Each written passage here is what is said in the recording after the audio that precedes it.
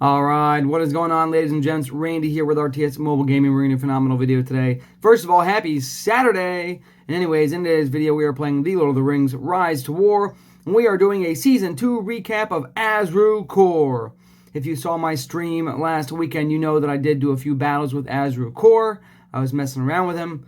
I have since tweaked his build and his gear and his army composition with the unit types to a composition that I feel is one of the strongest in the game without putting in unique troops like the March Wardens, okay? Obviously, Elven March Wardens will be best in slot unit for Azru-Khôr, but if you're just using general units, this is the good composition to consider, okay? So, let's talk about the build, then we're going to hit a 230 power tile and do a little bit of a stress test and see how he performs, okay? First things first, I am very focused on the Sentinels. It's very nice here in the Season 2 and 3 environment where you can combine evil and good troops and commanders. Therefore, the Sentinels become one of the strongest troops in the game for Azru-Khôr.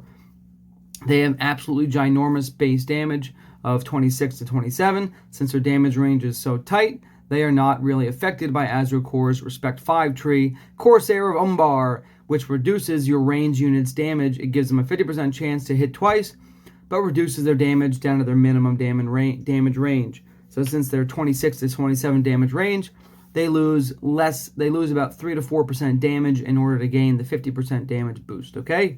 Now, Bow Knights are a good complement for them because they're going to deal good damage. They're relatively tanky. They get bonus damage versus large, and they're a totally different unit type with higher defense. So they are nice to have.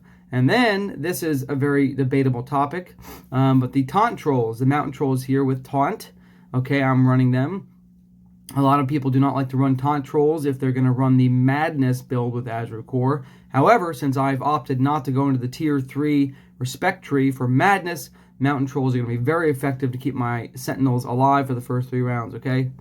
Gear-wise, I've got a beautiful looking Mirkwood bow with +3 attack.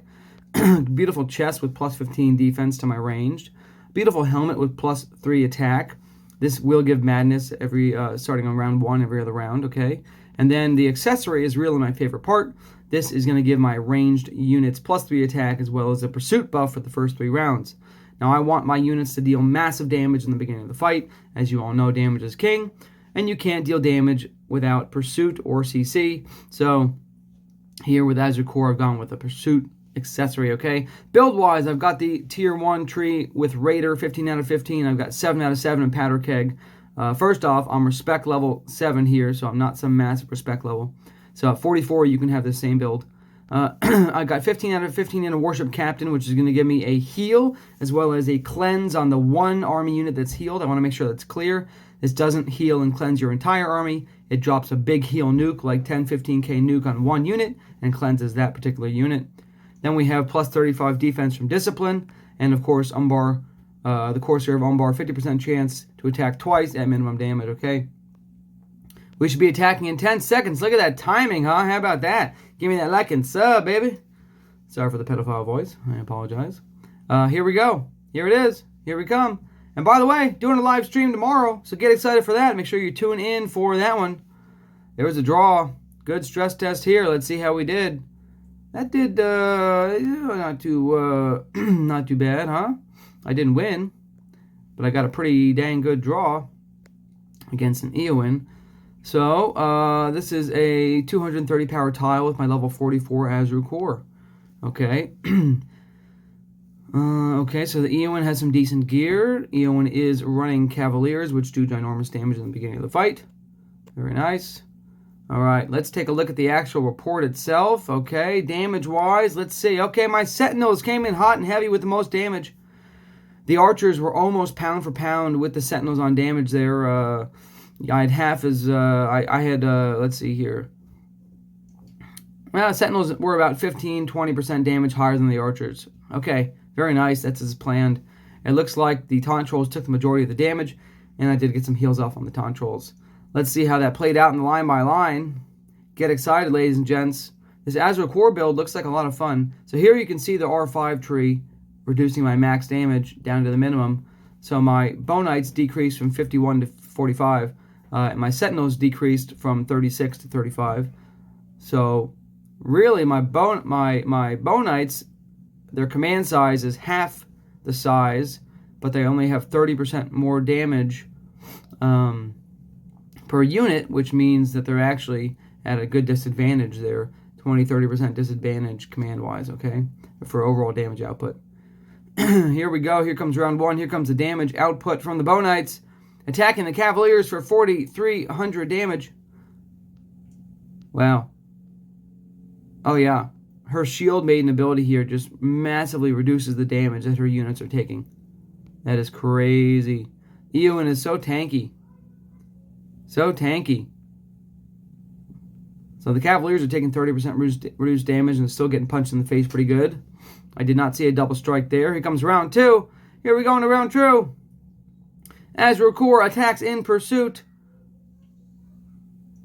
Cavaliers coming in hot. Here comes the Bow Knights. Double strike for 7,200 damage apiece. Pew, pew. Pew, pew, pew, pew. Here comes the Sentinels coming in for a double strike. This is finally the Shield Maiden buff drops off. I just hit for 23,000 damage there with the Sentinels in round 2 with that double strike. No Raider proc for 5k damage.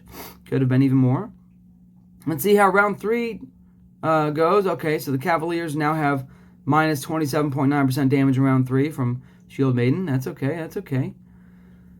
Okay. Here we go. Here's the Bow Knights punching them in the face. Defensive stance, punching them in the face. Defensive stance is going to give them minus damage received. Okay.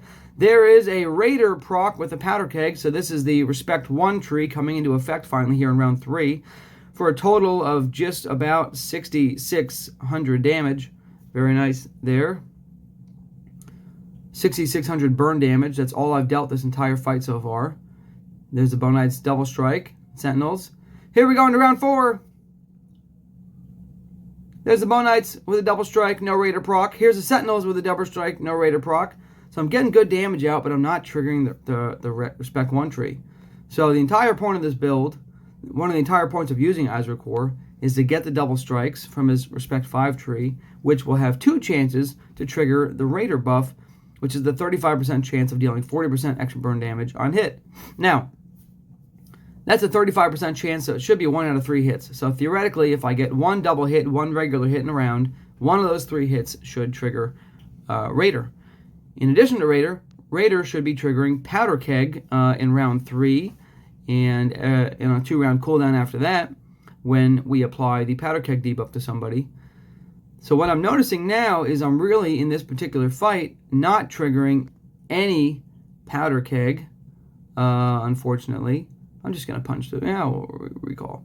I'm not triggering any Powder Keg in that particular report.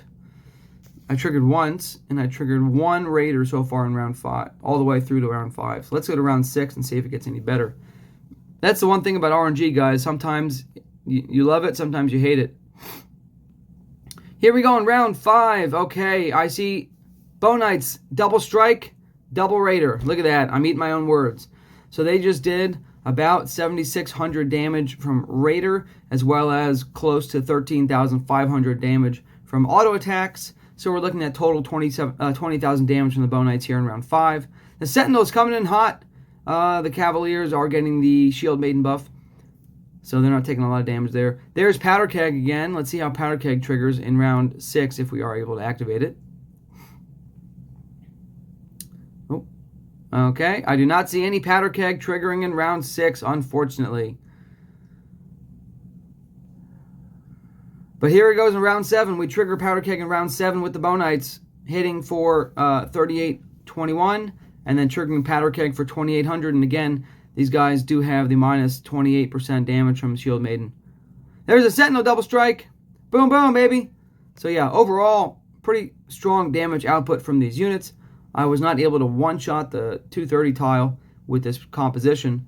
I feel like if I triggered 1 or 2 more of the Raider or Powder Kegs in rounds 1 through 4, because like we know, we only triggered 1 single Raider proc in the first 4 rounds. I probably could have pushed through and defeated them. But good fight overall, good stress test for this video. 76 Cavaliers left alive.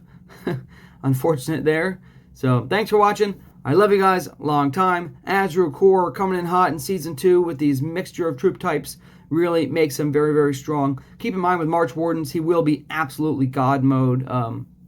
Their damage is absolutely insane.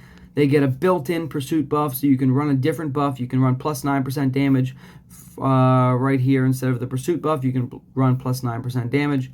You can run a heal. You can run the fiddle with the cleanse. Whatever you want to run, but March Wardens will be best in slot for Azru-Khôr. Okay, so love you a long time. Randy out.